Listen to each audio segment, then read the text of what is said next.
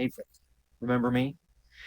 I know it's been a long time, but I've had everything from slight temporary medical issue to trying to help out after the hurricane down south.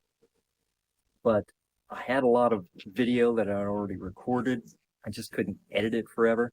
I planned this big video about doing three different things to the Model 2, but that became crazy. And so I've decided to split it into three videos. So this is the first one. This is putting in a new power supply, and hope you enjoy it. Sorry for being late. Let's get to it.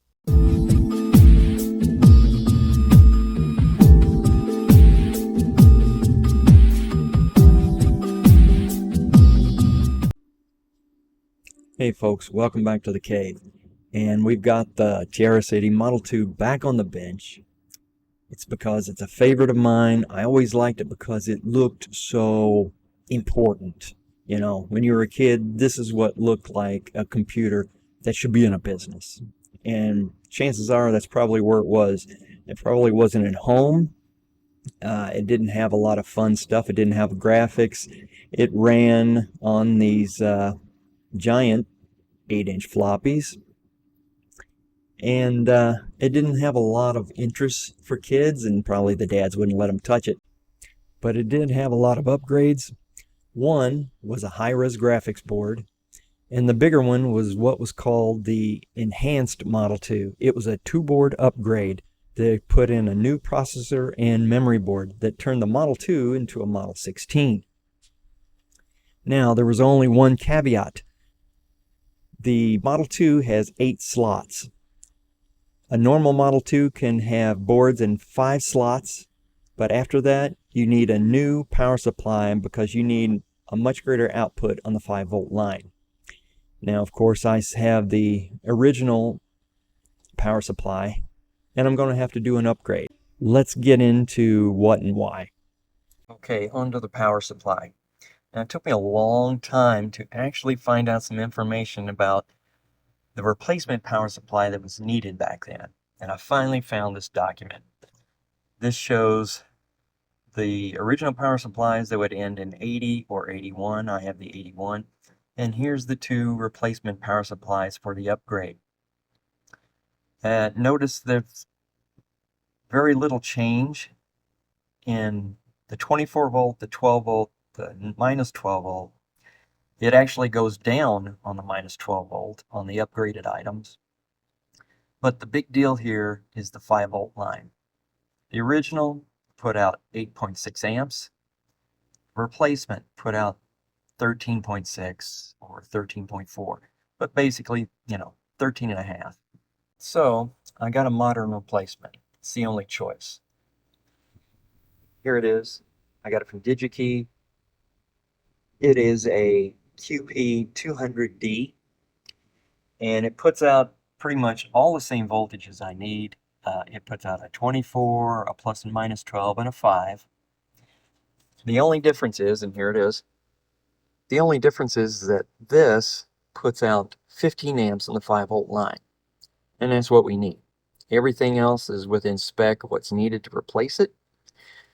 There's just no choice. Now, if you watch me, I don't like putting in modern parts, but with this and a power supply, there's no choice. Even if one of these two were available, I don't know if I'd buy one. Now, I have never seen one because it's a 40-year-old power supply. Who knows how bad it is and how long it'll last? It's much better to have a modern replacement, something that's dependable, more efficient, and a whole lot newer. So, we're going to replace the power supply in the Model 2. First, we're going to cut the zip ties that's holding some of these wires in place. It's attached to the power supply.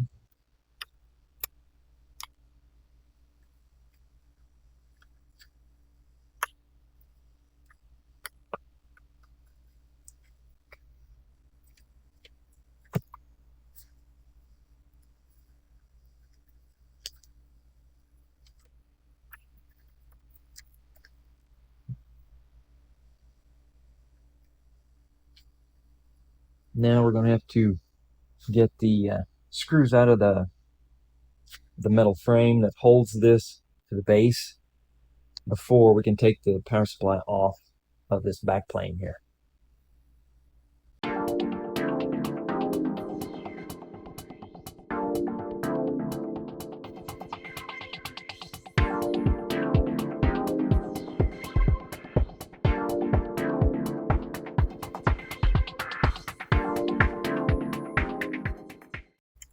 That is, there's two up here, and there's one that's between the two boards down through there. So it's definitely a tight fit. Now you have to be careful that you don't damage anything from the video board. So temporarily I'm going to unplug that just so I don't have to worry about it. Just a few wires out of the way. There's still one here, but be careful. That. Now, let's see. How up we can go. Like I said, you can see that the catching the flyback and stuff like that might be better to actually take off the video driver board. Okay, I finally got it out. What I had to do was unhook the high voltage line from the tube so I could pull it out just far enough to get to the last screw that was here. So this stayed here. Like, be very careful pulling this out. The flyback likes to grab a hold of wires, and you sure don't want to damage this. So here's the power supply that was in there. One good thing is that I've got a pin out of all the sockets right there, what voltages. What I'm going to do is take it off this board. I'm going to have to drill a few holes through it so I can mount the new power supply onto that metal shielding. And I know it's going to bother people, but I'm not making a new connector for this. This is not ever going to change. I'm never going to go backwards with an original power supply on this. If I can get everything running with the new cards, it's going to stay that way. So I'm going to cut off all these and put these on so I can easily screw them onto the power supply. Okay, here's the mounting plate with the power supply off. It has this mica board on it that seems to be glued there. It doesn't bother me. We'll keep that there.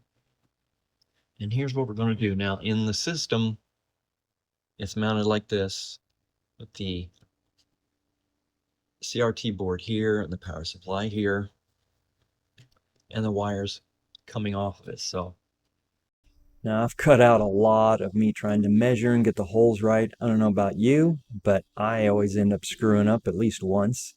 As you can see here, on the first try, I already screwed up twice. It's mounted solidly, and it was finally where I wanted it, but notice there's a screw with a washer because I already had to adjust that hole so big that the screw won't hold it, and there's an extra hole up there on the top right. And you're going to find out further on that this is by no means the last time I'm going to drill through this board.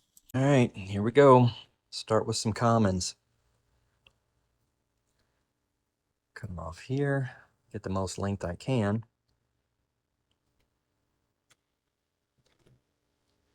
All right.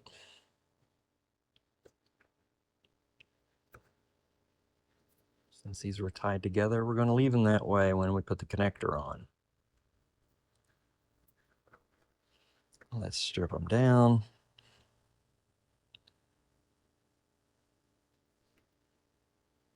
I did well.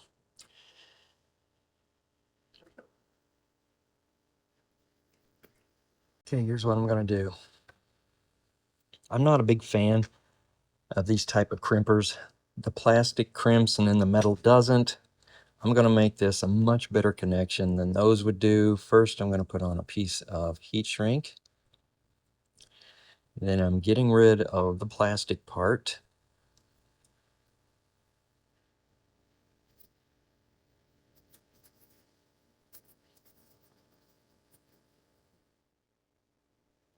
We will put the end piece on.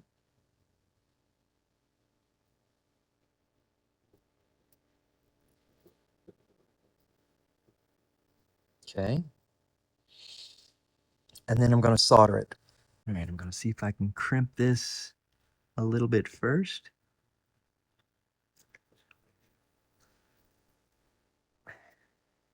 Not very well. That's why I hate these things.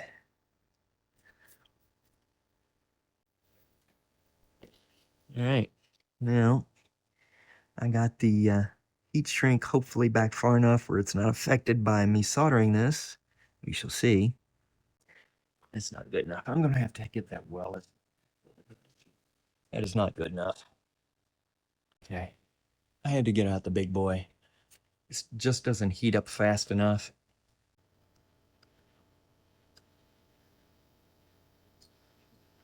There we go. That's what I want.